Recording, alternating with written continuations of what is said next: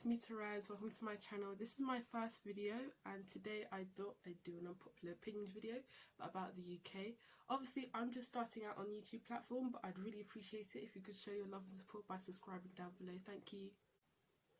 So my first unpopular opinion is that the British music industry is dead. It's dried out. Nothing's interesting anymore. Everyone's doing the same thing. Everyone's doing drill, everyone's doing grime. It's not fresh. There's nothing new anymore. It's just tedious, and I find myself listening to old music because I think it's better than half the music that comes out, especially in the UK. It's just not interesting. People need to look for new ideas. People need to be creative again instead of just copying what their new friend is doing. And also, not everyone is cut out to be a rapper. I mean, don't get me wrong, rap is good, and if you think you're good at it, have a go. But people are just doing it because they think they're going to get clout from it. It's just not. It's not something you should do for that purpose. You should be passionate about it and not do it because you think about all the clout you're going to get. It's just, no.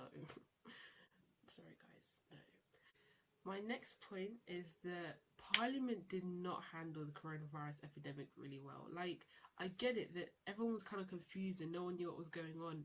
But by the time majority of the countries had already gone into lockdown, we were still being told to wash our hands and sing happy birthday. That's going to kill the virus that's killing people in its thousands. I don't get it. It was just, they didn't think about what they were telling us by the time they told us. It didn't make sense. You were still going to school when people were dying, people were getting their masks confiscated. They didn't take it seriously enough. And then people would have the audacity to say, oh, we didn't get good enough guidelines. Yes, they did not give you guidelines, but the fact that no one took it seriously, even now, this is what, June, July, I don't know. Even now, people are still dying, people are still sick. You can see how stressed the NHS is, and people still want to go to Bournemouth Beach. People still want to go on holiday. Sometimes just be a little bit selfless and just think about how what you do impacts the people around you. If you're going to be going out and, not being cautious about your safety and protection and stuff like that, when you go out and you're spreading germs and other people who aren't as strong as you, other people who will be affected by the virus more than you will, get sick and then they die, that's partially your fault because you didn't take the responsibility of just being safe or just staying at home or just avoiding being in places where there are so many people, avoiding being in public places. Why would you go to the beach of all places? It's open air. There's nothing there but people. The beach has not got anything but sand and people, and that's where you want to go.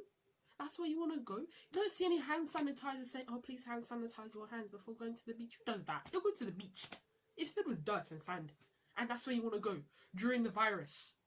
Oh, I don't know. I just feel like some people just need to be a little bit responsible when it comes to these things. Some people just need to be selfless. I think one thing that a lot of people have learned during this time is that you need to stick with one another. You need to be selfless and think about others because everyone's going through similar things. To think about all the people that died, all the people who are affected, lost their jobs, lost families. That's everyone. In the poor countries, the rich countries, the white people, the black people, everyone's gone through these things. So that's one thing people need to learn. Just be selfless and think about others before you do stuff. My next point is that the royal family seems really toxic. All these conspiracy theories and all these things about Meghan. I mean, why? Why is she getting so much hate? I don't really understand. I don't think she's done anything wrong. I mean, she just came, she liked Harry, she came from America, she got married.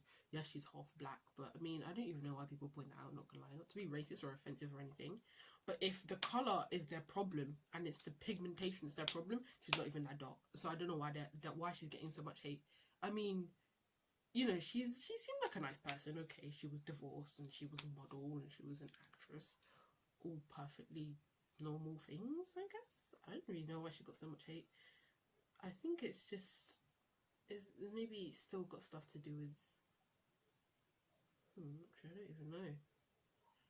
I'm so confused. I don't know why there's so much hype about it. I don't know why everyone thinks it's their business to see. Oh, the royal family in general, I just don't even see the point of them, not gonna lie. I feel like they're just people who are left in power because of what happened centuries and centuries ago.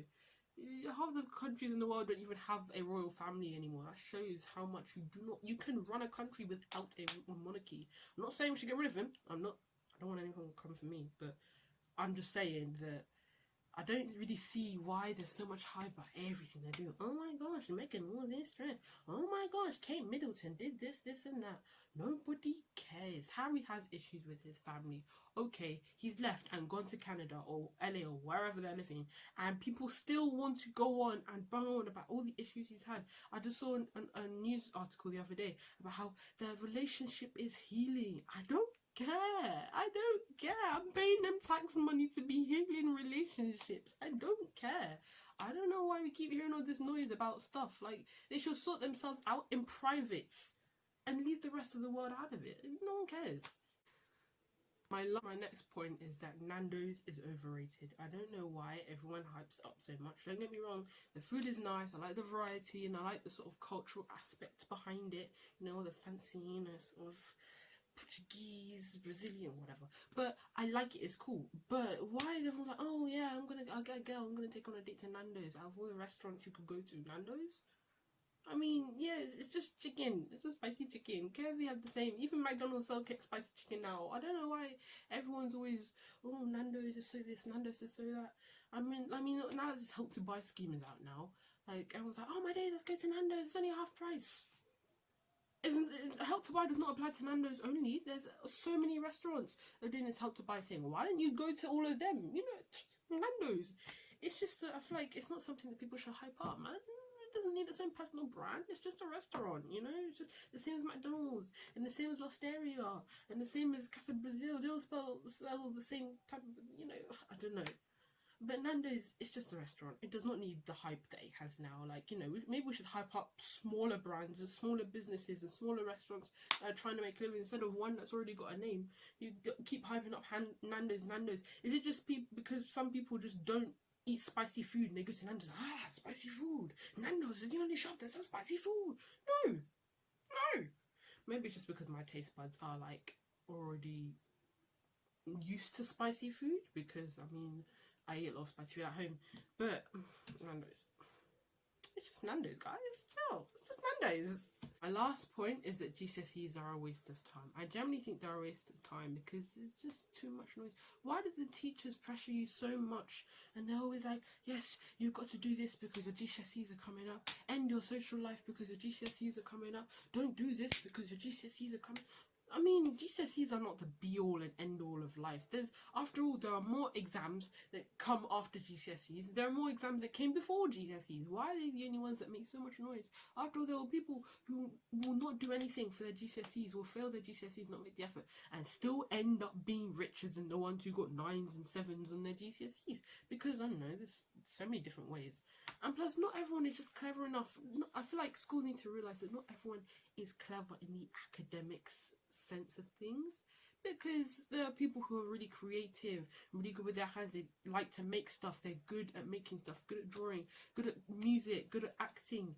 And yeah, you can still do GCSEs and that kind of stuff, but that's just one GCSE out of all the ones you're supposed to take. Stuff like English that they make mandatory. English, half the people don't even speak Shakespearean English. The kind of English you want us to study. It's ancient, it's an extinct language. Stop making us study it. I don't know, I feel like there needs to be a reform in the GCSEs we do now, and they should make it more applicable to the world we live in now, and deal with issues like racism and sexism and coronavirus. Anyway guys, that's the end of my video. I hope you enjoyed it. If you have similar opinions to me, please comment that down in the comment section, and if you have different opinions to me, please comment that down in the comment section as well. I hope you liked the video. Please comment and subscribe, like and subscribe. Thank you very much for watching. Bye.